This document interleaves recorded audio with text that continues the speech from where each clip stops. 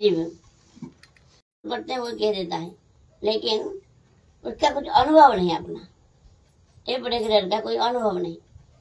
उस प्रकार हम चाहे ग्रंथ पढ़ के बहुत कुछ बोल देंगे, बहुत कुछ बोल देंगे, लेकिन जो भजन का, जो बाबा महाराज जी का सानिध्य में कुछ 3 प्रकार का कृपा हमने श्रवण किया था, उनका थोड़ा स्पर्श मिल गया और थोड़ा कथा सुनने के लिए मिल गया, या उनके वो देख लिए महाराज जी, दर्शन भी मिल गया, तो जीवन सफल हो। जसम संस्कृता पुंसम सद्य शुद्धं दिवैगृहा किम पुनः दर्शनम स्वर्च पाद शौचा सनादेवी। तो भगवान संत महापुरुष की दर्शन से, उनका वाणी श्रवण से हमारा परम कल्याण हो जाता है। ऐसा अनेक अनेक प्रमाण है। कोई साधु संघ का महिमा बताया गया अनेक पुराण में। साधु संघ सर्वशास्त्र कय लवे मात्र साधु संगे सर्व सिद्धि हो। ऐसा एक कथा है कि एक बार वशिष्ठ जी और विश्वामित्र जी में एक तर्क हो गया, तर्क छिड़ गया कि कौन श्रेष्ठ है। वशिष्ठ जी बोले हम श्रेष्ठ है, विश्वामित्र जी बोले हम श्रेष्ठ है। चलो पूछेंगे, ब्रह्मा जी के पास गए, अब बताइए हम दोनों में से कौन श्रेष्ठ है। ब्रह्मा जी बोले भाई हम अगर एक को श्रेष्ठ बोलेंगे दूसरा नाराज हो जाएंगे, नहीं वहाँ हम कुछ समाधान नहीं कर पाएंगे। फिर भोले बाबा पास गए, वो भी समाधान नहीं कर पाए। बोले शेष भगवान है, अनंत भगवान, शेष भगवान के पास जाओ, वो समाधान कर देंगे कौन श्रेष्ठ है दोनों में से। तो क्या हुआ, शेष भगवान के पास गए वशिष्ठ जी और विश्वामित्र जी। शेष भगवान के पास गए जब कौन श्रेष्ठ है पूछने के लिए, शेष भगवान बोले मेरे सिर के ऊपर पृथ्वी को धारण किया हूँ, पृथ्वी को अगर कोई थोड़ा धारण कर लेंगे, मेरा थोड़ा लाघव हो जाएगा, थोड़ा वजन, सर पे वजन है ना, तो थोड़ा कम हो जाएगा, तभी मैं बोलूंगा दोनों में से कौन श्रेष्ठ है। मेरे सिर के ऊपर पृथ्वी है, पृथ्वी को अगर कोई धारण करेगा तो मैं बताऊंगा। तो विश्वामित्र जी बोले मैं 1000 साल का तपस्या देता हूँ पृथ्वी को धारण करने के लिए। जब धारण किया तो धारण कर नहीं पाए, फिर इतना वजन हुआ कि फिर बोले ना 1 लाख साल का, फिर ऐसा होते होते सब दे दिया, लेकिन धारण नहीं कर पाए पृथ्वी को, वजन धारण नहीं कर पाए विश्वामित्र जी। वशिष्ठ जी बोले, तो वशिष्ठ जी की बारी आई, वशिष्ठ जी बोले अगर मैं निष्कपट भाव से एक क्षण के लिए भी अगर सत्संग किया है तो पृथ्वी शून्य में ही लटक जाएगा। तो शून्य में ही लटक गया पृथ्वी। सारा जीवन का तपस्या दे दिया विश्वामित्र जी, लेकिन पृथ्वी को धारण नहीं कर पाए। लेकिन वशिष्ठ जी एक क्षण का भी अगर सत्संग का जो फल है वो अगर दे दिया तो पृथ्वी शून्य में ही लटक गई। तो अभी शेष भगवान को पूछा दोनों में से, आप बताइए अभी कौन श्रेष्ठ है। तो शेष भगवान को बताने की क्या जरूरत है, अब दोनों, आप इतना सारा जीवन का तपस्या दे दिया फिर भी धारण नहीं कर पाया, एक क्षण का सत्संग का फल से और पृथ्वी को धारण कर दिया, अब बताने की क्या जरूरत है उसमें। तो कहने का मतलब, लेकिन जैसे हर किसी के मुख से कथा श्रवण करने से कल्याण नहीं होता है। अवैष्णव मुखोद्गीर्णम भूतम हरि कथामृतम श्रवण नव कर्तव्यम सर्पोचिष्ट यथापय। दूध जैसे दूध का पवित्र होता है, लेकिन अवैष्णव जो भजन नहीं करते हैं उनका मुख से श्रवण करने से फल नहीं होता। जैसे दूध को कोई सांप झूठा कर दिया, उसको पीने से मंगल कल्याण नहीं होता है। उसी प्रकार जैसे बाबा महाराज जी ने बताया है 4 गुण होना चाहिए, अनिंद्य, सौजातीय, स्निग्ध, महत्तर, अनिंद्य, 4 गुण सौजातीय होना चाहिए। जैसे कोई ज्ञानी कर्मी का संग करेंगे तो ज्ञान कर्म की चर्चा करेंगे, तो सौजातीय होना चाहिए। जो अगर राधा कृष्ण का उपासना या प्रेम भक्ति का संग करेंगे, सौजातीय, स्निग्ध, जैसे बाबा महाराज जी ने बताया था कि सहिष्णु, जो बातों बातों में गुस्सा करने वाला नहीं होना चाहिए, वो समझाने के लिए कोशिश करने वाले जो समझाते हैं बार बार, बहुत प्रकार के एग्जाम्पल देके समझाने वाले होना चाहिए। और महत्तर भजन से श्रेष्ठ होना चाहिए।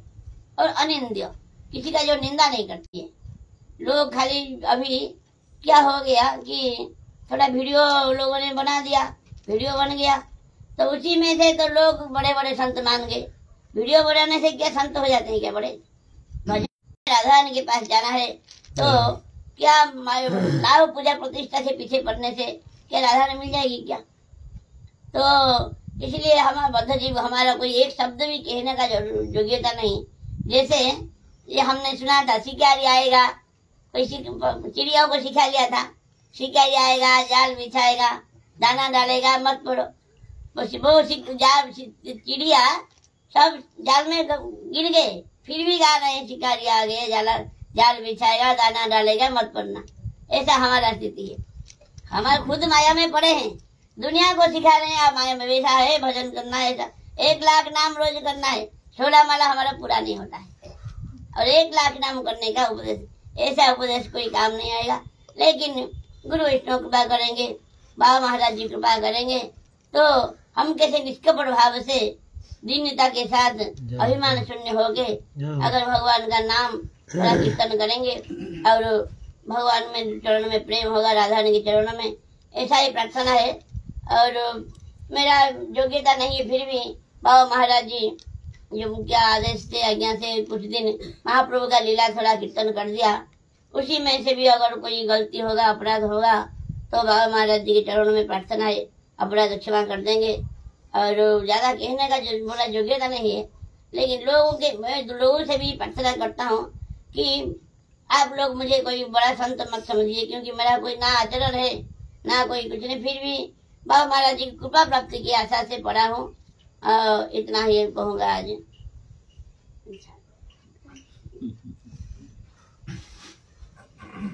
दो शब्द आपने भजन के लिए निष्कपट होना या अकपट होना कितना आवश्यक है? निर्मल मन जन मोहे पावा, मोहे छल छिद्र कपट नहीं भावा। सरलता, साधन के लिए सरलता का नंबर बहुत ज्यादा है।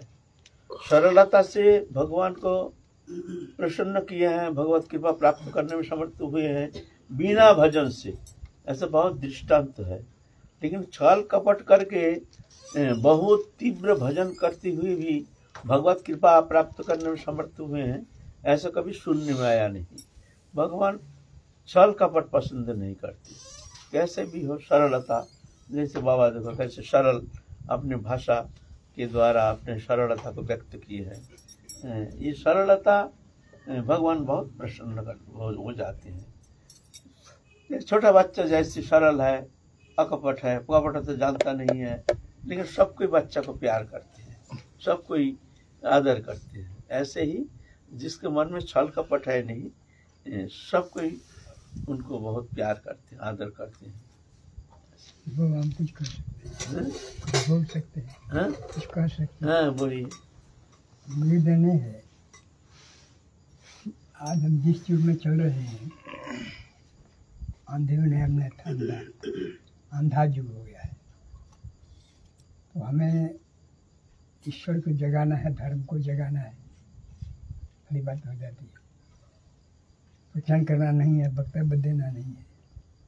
ऐसा होता तो दरिया साहब बोले थे, कानों सुनी झूठ सब, आँखों देखी साथ, दरिया देखे जानी है कंचन मकाच। कबीर जी आए पश्चात, उन्होंने कहा कि पोखी पास से पुत्र हमारा, कथनी कहे सुनाती, रहनी रहे गुरु हमारा, हम रहने के साथ। ये संत एक मोमेंट आंदोलन पैदा किया, क्रांति पैदा की। आज जो हमारा सो गया है, सुप्त हो गया है, निंद्रा में है। निंद्रा भौतिक निंद्रा, शरीर की निंद्रा, धन की निंद्रा, साम्राज्य की निंद्रा, अनेक बार सुना निंद्रा। उस जीव को यदि हम भागवत सुनाएंगे, गीता सुनाएंगे, सुनेगा तो कान से इसके भीतर में रखने की जगह नहीं है।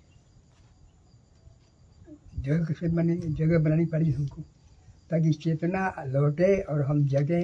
उसी सतह जागृत पर उठेंगे पड़े। आज हमें क्या करना पड़ेगा, क्रांति करनी पड़ेगी। जो परंपरा चली आ रही है, पढ़ो और सुनाओ, अपने में मतलब, और साधन करने वाले लोग भी वो भी ऐसे ही हैं, विषयों का भोग भी करते हैं और भजन भी करते हैं। इसलिए युग में विकास का सर्वोदय नहीं हो रहा है। देखते हैं कि भोग भी योग भी है, साथ चल रहा है। इस जो शुद्ध युग है, सोया हुआ है, सपनों में गुजर रहा है, इसलिए हमें क्या करना, अनेक परंपरा जो सुनने और कहने की आ रही है, इन संतों ने विरोध किया। माला फिर जुग्या मिटा न मन का पेड़, कर की मनिया डाल दे मन की माला। सबके हाथ में माला देखेंगे, झोरी और माला, तिलक। आचरण कैसा है, देश तो साधु का है, आचार व्यवहार कैसा है, गृहस्थ का है। ऐसी देखा, एक अनुकरण बात चल गया है, देखा देखी, नकल करो। तो नकल को रोकना पड़ेगा, हमको मूवमेंट करना पड़ेगा, लड़नी पड़ेगी कि भाई का सत्संग वो कर सकता है जैसे आप जैसे सीख देखते हैं जंगल में एकांत में दुख का भिक्षा मांग मांग कर। ठीक है, आपका बात ठीक है, जलाया है, ठीक है, आपका बात और ठीक हम है पोथी बाबा। पढ़ लिया है, बात तो ठीक कहते हैं कि आपने अपने में देखा नहीं कि दुख किसे कहते हैं, और इंद्रियों में वासना होती है उसको कैसे हटाना पड़ता है, उपवास कैसे करना पड़ता है, धूप में कैसे तपना पड़ता है। अगर बीमार पड़ जाए हम अकेले नहीं, तपस्या कर रहे हो, घाव हो जाए, तो उस संकट के समय में हम कैसे अपने ऊपर प्रयास करेंगे।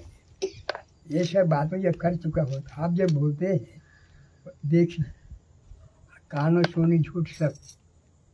इसलिए संतों ने कहा कि कान से सुने सब झूठ बात है। पोथी पढ़ा हुआ है कि सुना हुआ है, आँखों देखी साँझ, इस आँख से नहीं और भी आँख होती है विवेक की आँख, उस आँख से देखा जाता है। तो वो जो विवेक की आँख से घटना अंतर घटना देखे है, मन बुद्धि के साथ में घटना प्रत्यक्ष करेंगे, तो ये लोग जो सूर्य हुए लोग हैं उनमें कुछ चेतना आएगी कि मृत्यु किसे कहते हैं। तो सब कथा सुनते हैं, मरना ही भूल गए हैं। मृत्यु का याद हो तो मेरे ख्याल से पूरा पूरी मिठाई नहीं खाएंगे, खाएंगे तो मृत्यु मरना हम हुआ है। मरना तो कैसे मरते हैं, हमें भोग से कहते हैं। प्रारब्ध हटा दें, हम प्रारब्ध हम भोगे हैं, करोड़ों जन्म में पाप करके अनेक जोनी में गए हैं, पशु की जोनी में गए हैं, पक्षी की जोनी में गए हैं, खरगोश में ऊँट में गहराब गए हैं, हमारे अंदर में सब सुरक्षा हुआ। उसको नहीं हटाएंगे, बार बार पुनर्जन्म पुनर्मरण करना पड़ेगा। वो कैसे हटेगा, ये चेतना कैसे लौटेगी? उस चेतना लौटाने वाले आप हैं। आप जो बोलते हैं हम ये भी शरीर कितना सुदूर से आया है, बूढ़ा आदमी, उम्र दराज, सुनिए बाबा जो है, बाबा के यहाँ जाने पर सब पोल खोलती है, जीव और माया की पोल खोलती है, वहाँ चलो। आज हमने असत्य नहीं, असत्यवादन हुआ। यदि हम ब्रह्म और जीव की बात करते हैं, आत्मा और जीव की बात करते हैं, और न आत्मा को जानते हैं न जीव को जानते हैं, बात हम कर रहे हैं तो झूठी बात है। ये प्रारब्ध बढ़ेगा, हमारा भोग बढ़ेगा। अगर हम बात कह रहे हैं तो प्रारब्ध बल बढ़ेगा ही। भगवान को छोड़कर शरीर के जो भी हम कहेंगे प्रारब्ध होगा हमारे ख्याल से। आप तो नारायण वासुदेव, प्रारब्ध होगा। क्यों? जो सुनेंगे हमारा नाम होगा, प्रशंसा होगी, बात फैलेगी, इस शरीर की बात। हमको तो शरीर से निकल जाएंगे तो अधिक कल्याण होगा। तो अपने आत्मा समझेंगे तो शरीर का राग मोह निकल जाएगा। पहले तो एक क्रिया एक कर्म हमको बताना पड़ेगा, फिर बताएंगे जब निपुण होंगे। जो के लोग जो गलत रास्ते पर जा रहे हैं, अंधेरे ने हमने ध्यान देंगे तो सारे लोग रोज सुनते हैं, किताबें पढ़ते हैं, तिलक लगाते हैं, बहुत कथा भी कहते भी हैं और पैसा देते हैं। तो जब तक मैं प्रकृति है कि जब तक हम शुद्ध नहीं होंगे, आप दिख रहे हैं, आप तो महान पुरुष हैं, ऐतिहासिक पुरुष, कि जब तक अपने में नहीं होगा प्रकृति, दूसरे के पास जाकर जगाएगी नहीं। ये अप्राकृतिक विषय अध्यात्म। जब तक हम नहीं जगेंगे तब तक हमारी वाणी कैसे जगा सकती है? हम झूठ बोल रहे हैं, लेकिन प्रारब्ध होगा, भोगना पड़ेगा। सजीव गोस्वामी को निकाल कर दिखा भक्ति संदर्भ में कि शरीर के लिए जो भी हम कर्म करेंगे नाम के लिए प्रचलित कर्म होगा और होना पड़ेगा। तो खुद ही नहीं जानता है कि हम क्या है और क्या बोल रहे हैं, तो हमें क्या करना पड़ेगा? आत्म सीखना है, सुनना है, स्वयं धोले जाए, स्वयं धोले कराए, पावन हो जाए। ठीक है, आप जो कह रहे हैं ठीक है। लेकिन पापी है, गिरा हुआ है, विषय में है, संस्कार है, जानते हुए भी कितना कुछ भूल प्रतिदिन विवश होकर करता है। जब भगवान अर्जुन स्वयं भगवान को ये पुष्टि किए हैं, अतकन प्रयुक्त पापं चरति पुरुषो अनिच्छन्न विवस्न्यो बलाधिप नियोजित। अर्जुन कह रहे हैं, परम सखा भगवान के, वो कह रहे हैं ये जो तुम तो कह रहे हो मन को संयम करो, हम तो देखते हैं एक अदृश्य शक्ति हमको विवश कर देता है, हमको विषय की तरफ आकर्षित करके हमको गिरा देता है। हमको एक अदृश्य शक्ति अनिच्छन्न विवस्न्यो बलाधिप नियोजित, मेरी इच्छा नहीं फिर भी बलपूर्वक धक्का मार के हमको विषय में लिप्त कर देता है। तो ये तो रहेगा। अगर ऐसी स्थिति है जीव को, तो क्या वो भजन नहीं करेंगे? क्या वो भगवत शरणागत नहीं होंगे? वो क्या सदनुष्ठान नहीं करेंगे? चाहे छल है, कपट है, वो विषयी है, विषय भोगी है, लेकिन उसके लिए क्या करना चाहिए? वो क्या करेंगे? इससे तो उसको मुक्त होना है, इसके तो आगे बढ़ना है। वो जानता है हमको आगे बढ़ना है, और ये भी जानता है जो हम विवशता आकर के हमको विवश कर देता है। लेकिन इस स्थिति में उसको क्या करना चाहिए? इस दयनीय स्थिति से ऊपर उठने के लिए भगवान गुरु के पास जाता है तो उसको तो कुछ करना पड़ेगा। कृपा तो ऐसे नहीं होगी, करना ही पड़ेगा। नहीं ये नहीं शास्त्र कहता है भगवान कर्म ना करो, कर्म करो लेकिन विवेक के पूर्वक कर्म करो। ज्ञान कोई विवेक काम नहीं करता है तो भी क्या करेगा वो? नहीं काम नहीं, उसके भीतर में चेतना होगी ना। बाबा चेतना भी गुणों क्रिया गुण प्रवाह हो। जहाँ तीव्र भोग की विकार रहे ना, वहाँ पे कोई विवेक कुछ काम नहीं करता। समाज की बात कर रहे हैं, समाजों की बात कर रहे हैं। ना एटा साधारण मनुष्य का अंदर ये तो साधारण दिखने में आता है। बड़े बड़े साधक के अंदर भी देखा गया है, भजन करते करते भी विषय की तरफ आकर्षित हो करके लिप्त हो गया है, हो जाता है। लेकिन ये बात है, भगवान करुणामय है, दयामय है। कैसे भी हो, तुम नाम करते हो, नाम कर रहे हो, साधनुशीलन करते हो, कोशिश करते हो, भगवान से बार बार क्षमा याचना करते हो, विषय से निवृत्त होने के लिए चेष्टा भी करते हो, तो ऐसा स्थिति में भगवान उसको दिलाते देंगे। अपेक्षित सुदूर आचर भजते माम अनन्य भाग साधुरव सम्मंतव्य सम्मक भवसित ईश। अति दुराचार व्यक्ति भी अगर मेरी शरणागत हो जाता है तो उसको दुराचारी नहीं समझना। दुराचारी तो हमारे शरण में आएगा, हम तो उसको कृपा करेंगे। जो दुराचारी नहीं, कोई पाप नहीं, कोई कुकर्म नहीं, सब प्रकार सद्गुण से एक अलंकृत ऐसे आत्मा है, तो उसके लिए कृपा की क्या आवश्यकता है? कृपा तो उसके लिए जरूरत है जो गिरा हुआ जीव है। भगवान कहते अति अपीचित सुदुराचार, अति दुराचार व्यक्ति भी मेरे शरणागत हो जाता है, तो तुम उसको दुराचारी नहीं समझना। बोले हम तो देखते हैं उसके अंदर दुराचारित, तो बोलता है नहीं, क्षिप्रंग भवति धर्मात्मा। मेरी कृपा से बहुत जल्दी वो धर्मात्मा हो जाता है। एक बार में धर्मात्मा होना संभव नहीं है, धीरे धीरे धीरे धीरे धीरे धीरे क्षिप्रंग, लेकिन मेरी कृपा से बहुत जल्दी वो धर्मात्मा हो जाता है। और मेरे शरण में आया है जो अर्जुन, तुम प्रतिज्ञा करके कह सकते हो मेरे शरण में जब आया है हम उसको गिरने नहीं देंगे। तो ऐसे जो गिरा हुआ जीव है उसके लिए भी भगवान दोनों बात है ना, राग देश लिप्तस्तु विषांद्रेशन दुराचार बातें मानो दो, बेस्टी के लिए समझती थी। बेस्टी के लिए भगवान समस्या के लिए भी कहते हैं, यदि समाज गिर गया हो, पतित हो गया, पतन हो गया हो, तो बहुजन हिताय के लिए हमें क्या करना पड़ेगा? ये उपदेश देना पड़ेगा कि भाई तुम पाप करो, गिरो, तुम भगवान खा देंगे, ये करना पड़ेगा।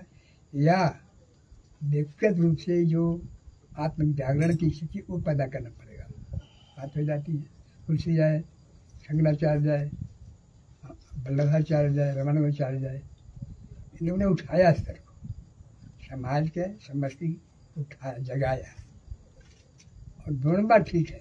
वाणी भी कहते हैं व्यक्ति यदि अपनी दुराचार्य भट्टे माना निभाग शादी संबंध दुराचार्य वो है कि भक्त हृदय जो अपने आप में सुधार करता है, शोधन करता है, अपने आप को देखता है, इसको नहीं देखता। तो समाज है जैसे भक्त है, इनके हृदय में क्या करना पड़ेगा, वही बात करनी पड़ी, यही बोल जाता अपनाएंगे,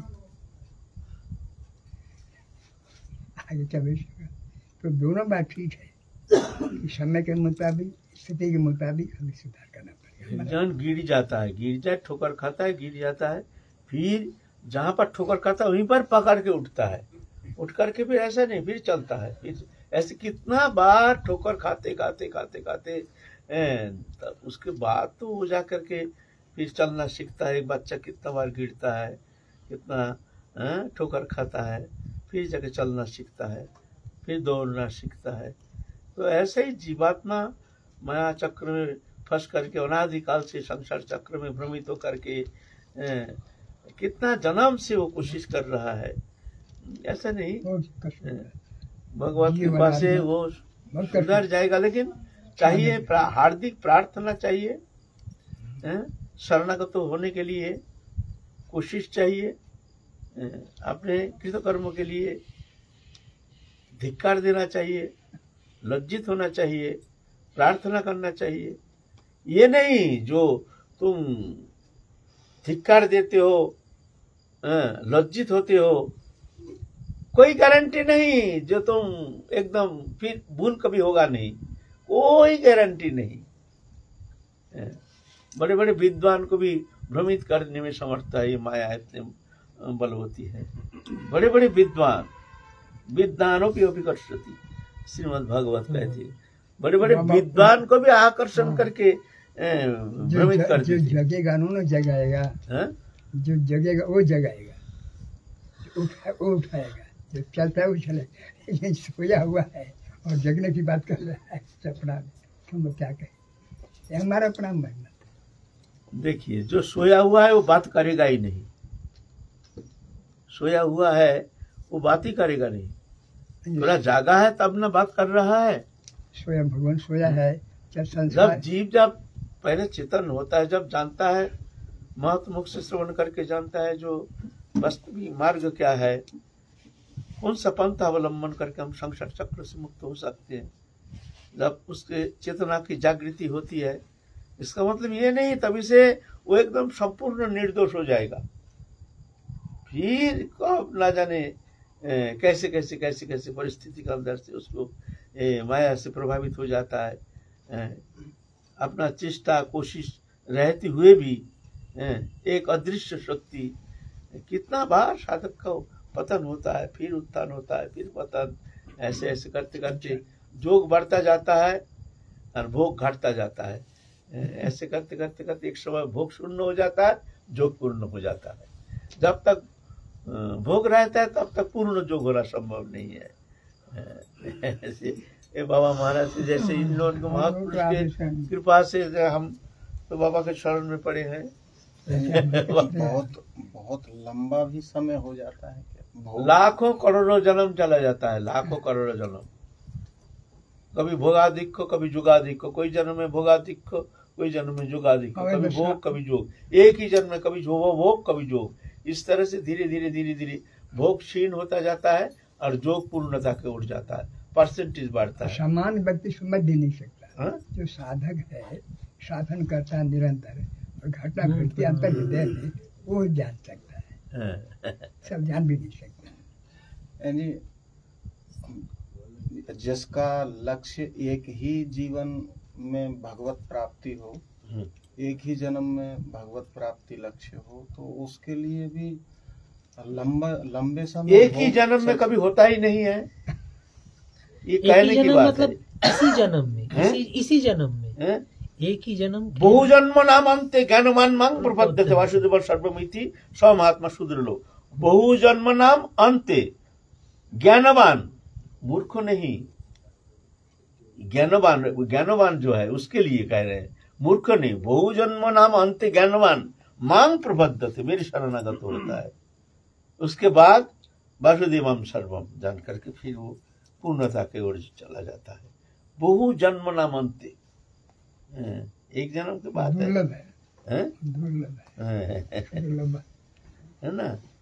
ये तो न जाने कितना कितना जन्म घूमते घूमते कौन कहाँ से कौन जोड़ी से आया है, कोई ठिकाना थोड़ी है। एक जन्म दो जन्म का मामला है। स्थूल, प्रवर्तक, साधक, सिद्ध, ये 4 प्रकार है। पहले है स्थूल। स्थूल भगवान को जानता नहीं, समझता नहीं, संसार में एकदम मोहित होकर के संसार चक्र में घूम रहा है, भगवान से कोई लेना नहीं देना नहीं, ऐसे बहिर्मुख जीव, ये स्थूल। फिर प्रवर्तक, महत पुरुष के मुख से श्रवण करके फिर उसका थोड़ा सा चेतन होता है, लेकिन काम नहीं होता है। थोड़े से चेतन, हाँ भा भजन करना है, भजन करना है, भजन करना है, ऐसा बोलता है, थोड़ा कर लेता है, फिर भूल जाता है।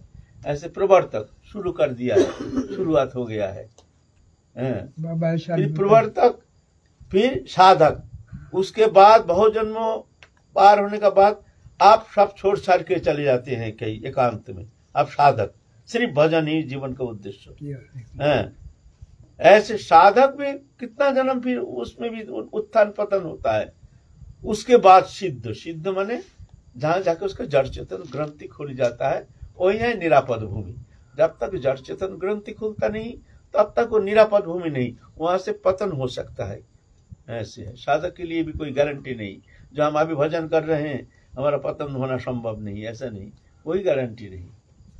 उसके बाद सिद्ध होने से फिर जाके फिर हो गया बस, जब गत्ता न निवर्तन परमंग मम, फिर जाके वो लौटता नहीं है। जब तक जड़ चेतन ग्रंथि खोला नहीं तब तक जाकर के। एक जन्म में माला जो साधक है, एक जन्म में साधन भूमि में चलते चलते अपना अनुभव कर रहा हूँ, उसकी अनुभव होता रहता है।